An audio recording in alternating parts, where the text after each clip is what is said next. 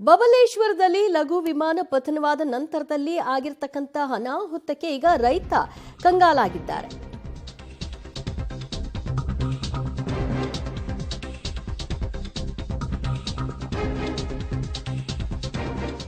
ಬಬಲೇಶ್ವರದಲ್ಲಿ ಲಘು ವಿಮಾನ ಪತನ ಪ್ರಕರಣ ಸಂಬಂಧ ಲಘು ವಿಮಾನ ಪತನವಾಗಿದ್ದ ಜಮೀನಿನ ರೈತ ಸದ್ಯ ಕಣ್ಣೀರಿಡ್ತಾ ಇದ್ದಾರೆ. ರೈತ ನಿಂಬಣ್ಣ ಜಮೀನಿನಲ್ಲಿ ಲಘು ವಿಮಾನ ಪತನವಾಗಿತ್ತು.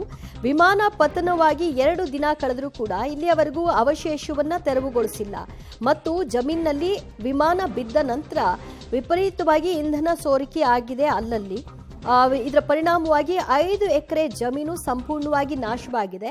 ಇದನ್ನ ನಾನು ಸರಿಪಡಿಸಬೇಕು ಅಂದ್ರೆ ಸುಮಾರು 5 ಲಕ್ಷ ಖರ್ಚಾಗುತ್ತೆ. ನಾನೊಬ್ಬ ಬಡ ರೈತ, ಎಲ್ಲಿಂದ ಇಷ್ಟೊಂದು ಖರ್ಚು ಮಾಡಲಿ? ಹೀಗಾಗಿ ಆ ವಿಮಾನದ ಸಂಸ್ಥೆ ಅಥವಾ ಜಿಲ್ಲಾಧಿಕಾರಿಗಳು ಯಾರಾದರೂ ನನ್ನ ನೆರವಿಗೆ ಬರಬೇಕು, ಮತ್ತೆ ನಾನು ಅಲ್ಲಿ ಬೆಳೆ ಬೆಳೆಯುವಂತ ಆಗಬೇಕು ಅನ್ನೋದು ಅವರ ಕೋರಿಕೆಯಾಗಿದೆ.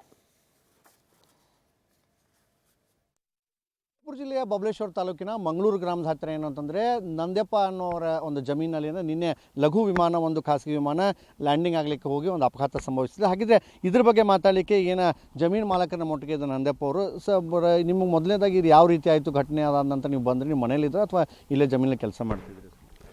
ಇಲ್ರಿ, ನಾವು ಇಲ್ಲೇ ಕೆಲಸ ಮಾಡ್ತಿದ್ವು.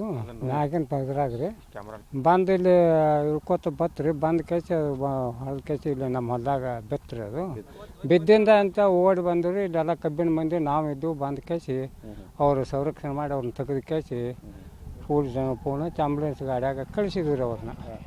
ಈಗ ಈ ಜಮೀನಿಗೆ ಏನಾಗಿದೆ? ಇದರಿಂದ ಏನೋ ಜಮೀನಿಗೆ ಏನಾದರೂ ಹಾನಿ ಆಗೋದು ಇಂಥದ್ದು ಏನಾಗುತ್ತಾ ಅಥವಾ ಇದಕ್ಕೇನಾಗೋದು? ನಿಮ್ಗೇನು ಅದಕ್ಕೇನು ಸಂಬಂಧ ಇಲ್ಲ, ಅದಕ್ಕೇನು ಆಗಲ್ವಾ ಅಂತ? ಜಮೀನಿಗೆ ಏನಾಗುತ್ತೆ?